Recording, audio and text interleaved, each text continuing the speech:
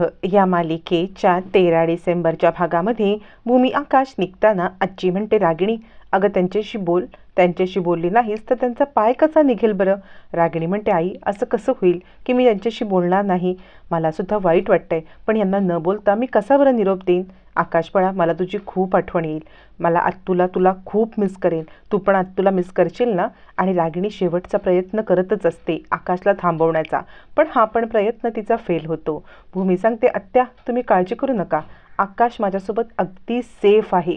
असं म्हणत आता भूमी रागिणीला बरोबर शह देते.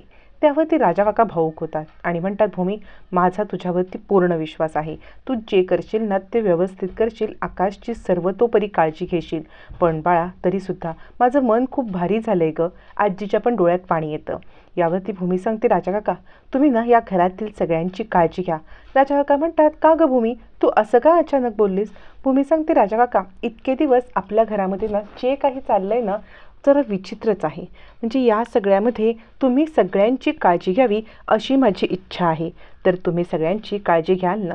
राजा काका म्हणतात, म्हणजे मला पण जाणवतंय भूमी की बरेच दिवस आपल्या घरामध्ये काहीतरी विचित्र होते.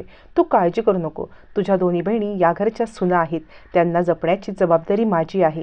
तू बिलकुल काळजी करू नकोस. त्यांना मी व्यवस्थितपणे या घरामध्ये त्यांचा अधिकार मिळवून देईन, त्यांच्या पाठीशी ठाम उभं राहीन आणि तशीच वेळ आली ना तर जो कोणी त्रास देणारी व्यक्ती आहे त्याला मी सोडणार नाही. असं म्हणत राजा काकांनी भूमीला वचन दिलेलं असतं. राजा काकांकडून वचन घेतल्यावरती आता मात्र भूमी सांगते, राजा काका मला तुमच्यावरती विश्वास आहे, तुम्ही हे सगळं नीट पार पाडाल. असं म्हणत भूमी राजा काकांकडून वचन घेते आणि आता निघते. ती पौर्णिमाकडे येते. पौर्णिमाला म्हणते, पौर्णिमा काळजी घे, सगळ्यांची घरातल्या काळजी घे, आईबाबांची काळजी घे. पौर्णिमा तोंड ढेकलत आता मान हलवते. मग मात्र भूमी जायला निघते. निघताना राजा काका दोघांनाही आशीर्वाद देतात आणि आता बॅग घेऊन भूमी बाहेर पडते. घराचा उंबरा भूमी ओलांडत असते. पहिल्यांदा लग्न झाल्यापासून तिला आत्ता अशा पद्धतीने बाहेर पडताना आपले लग्नातले क्षण आठवतात आणि भूमी खूप भावूक होते. तिच्या आता डोळ्यासमोर लग्नावेळेला आपण ओलांडलेला उंबरा आठवतो आणि आत्ता घराबाहेर पडतानाचा उंबरा आठवतो आणि तिला खूप दुःख होतं. बाहेर आल्यावरती आकाश आता उदास असतो. घर सोडून जाण्याचं त्याला दुःख असतं, पण तरीसुद्धा सायकल राणीसोबत जायला मिळेल म्हणून तो खूप खुशसुद्धा असतो आणि तो गाडीकडे वळतो. भूमी सांगते, आकाश आपल्याला कारने नाही जायचं आहे. आकाश म्हणतो, का सायकल राणी? याच्यावरती भूमी सांगते, काही गोष्टी आहेत ज्या मी तुला आत्ता नाही सांगू शकत, पण आपल्याला स्वतःला सिद्ध करायचं आहे, स्वतःच्या पायावरती उभं राहायचं आहे, आपल्याला हिमतीवरती उभं राहायचं आहे. स्वतः मेहनत करून आपण काहीतरी बनून सगळं करायचं आहे. त्यामुळे त्यासाठी आपल्याला लढायला लागेल. आपल्याला सगळ्या सुखसोयी पूर्णपणे मिळणार नाहीत. यामध्ये मला तुझी साथ हवी आहे. आकाश म्हणतो, सायकल राणी तू म्हणशील तसं मी तुझी साथ द्यायला तयार आहे. कधीही मी तुला एकटीला सोडणार नाही. तू काळजी करू नकोस, तू जसं म्हणशील तसं होईल. असं म्हणत दोघंजण निघतात. इकडे आता रागिणीचा पारा जाम चढलेला असतो. रागिणी विचार करत असते, म्हणजे मी जिंकून सुद्धा हरले. त्या आकाशला थांबवण्याचा जीव तोडून प्रयत्न केला, पण तो आकाश मूर्ख काही थांबायलाच तयार नाही. त्याला किती वेळा सांगितलं की थांब, तू तुझी वाट पाहत आहे, पण नाही, ती भूमी त्याला घेऊनच गेली. याच्यावरती पौर्णिमा म्हणते, बघा नाही म्हणजे काय आपल्यासोबत घडते कळतच नाही. ही भूमिताई जिंकतच चाललेली आहे. यावरती रागिणी म्हणते, नाही तिला जिंकू द्यायचं नाही. काहीही झालं तरी आकाशला घेऊन ती बाहेर पडायच्या आत आपल्याला तिला थांबवायला पाहिजे. ती तुझ्या माहेरीच गेली असेल. यावरती पौर्णिमा सांगते, नाही ती माहेरी जात नाही. मागच्या वेळेला सुद्धा आजींनी घराबाहेर काढलं, ती माहेरी गेली होती का?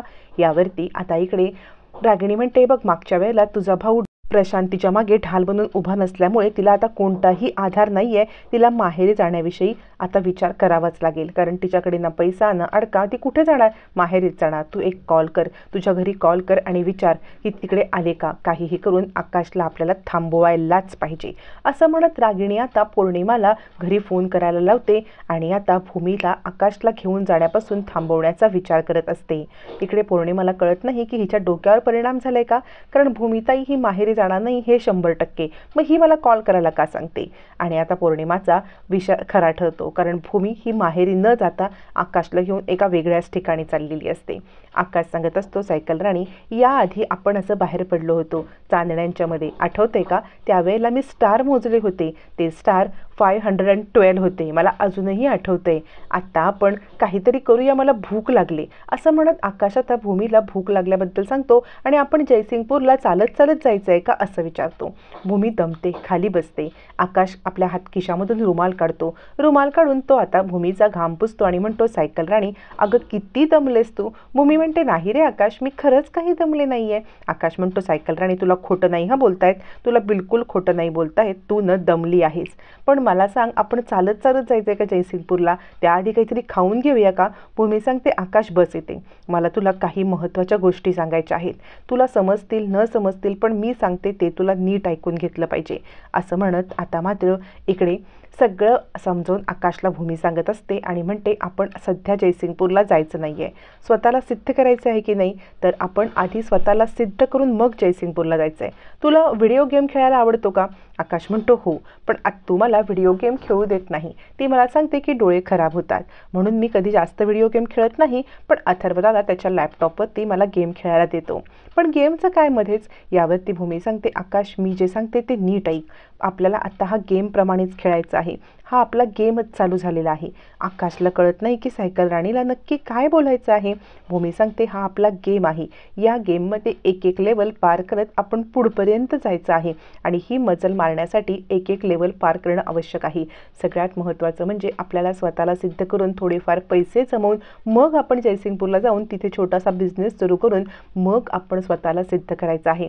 आकाश म्हणतो, सायकल राणी, हा गेम खेळायला मी तयार आहे. मी तुझ्यासोबत हाच काय, कोणताही गेम खेळायला तयार आहे. तू जे म्हणशील ना ते करायला मी तयार आहे. तू फक्त मला सांग की काय करू मी.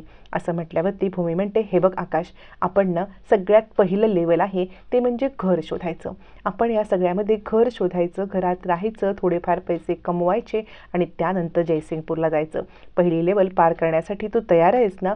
आकाश म्हणतो, हो सायकल राणी, पहिली लेवल पार करण्यासाठी मी तयार आहे तुझ्यासोबत. पण चल आत्ताच्या आत्ता घर शोधूया. भूमी म्हणते, आकाश, तुला भूक लागली ना बाळा? याच्यावरती आकाश म्हणतो, नाही सायकल राणी, पहिले आपण गेमची लेवल पार करायची, मग आपण बघायचं भूक लागली की काय लागली ते. असं म्हणत आकाश भूमीसोबत आता घर शोधण्यासाठी निघतो. भूमीने पहिलं मजल तर केलेली असते, पहिलं पाऊल तर टाकलेलं असतं की आकाशला व्यवस्थितपणे सिच्युएशन हँडल करायला शिकवलेली असते आणि त्यामुळे भूमीने आता आकाशला बरोबर सिच्युएशनसोबत मॅच करत त्याला आता पुढे एक पाऊल टाकण्यासाठी तयार केलेलं असतं. आकाश हळूहळू परिस्थितीचा आढावा घेत असतो आणि त्याला कळतं की आता आपल्याला सायकल राणीसोबत घर शोधणं महत्त्वाचं आहे. मग दोघंजणं मिळून आता घर शोधण्यासाठी जातात. भूमीने जिंकलेलं असतं, कारण रागिणीच्या याच्यावरती मात करत भूमी आता आकाशला या सगळ्यामध्ये पुढे पुढे नेण्याचा प्रयत्न करत असते. भूमी सांगत असते, आकाश, या सगळ्यामध्ये तुला त्रास होईल. तू ज्या ह्याच्यामध्ये राहिलायस ना तसं सगळं लक्झरियस लाईफ तुला मिळणार नाही. याच्यावरती आकाश म्हणतो, सायकल राणी, तू चिंता करू नकोस, मी तुझी साथ द्यायला 100% तयार आहे. आता इथे बोलत बसू नकोस, चल ताबडतोब आपल्याला घर शोधायचं आहे. मग दोघंजणं घर शोधण्यासाठी जातात. घर शोधेशोधेपर्यंत रात्र होते, अजूनही घर काही मिळत नाही. मग आकाशला खाऊ घालण्यासाठी भूमी एका गाडीवरती थांबते. त्या गाडीवरती थांबल्यावरती भूमी त्याला खाऊ घालते. तिथे एका आता ताईचा गाडा असतो. ती ताई जराशी खाष्टच असते. भूमी सांगत असते, ताई, आता आमचे पैसे परत द्या की. म्हणजे भूमीने 500ची नोट दिलेली असते, काही खाऊ खाल्लेला असतो आणि ताईकडे सुट्टे नसतात. त्यावरती ती ताई सांगत असते, बिलकुल नाही, सुट्टे पैसे मागायची तुझी हिंमत कशी झाली गं? भूमी म्हणते, ही काय तुमची मनमानी? यावर ताई सांगतात, हो, इथे या ताईचीच मनमानी चालते.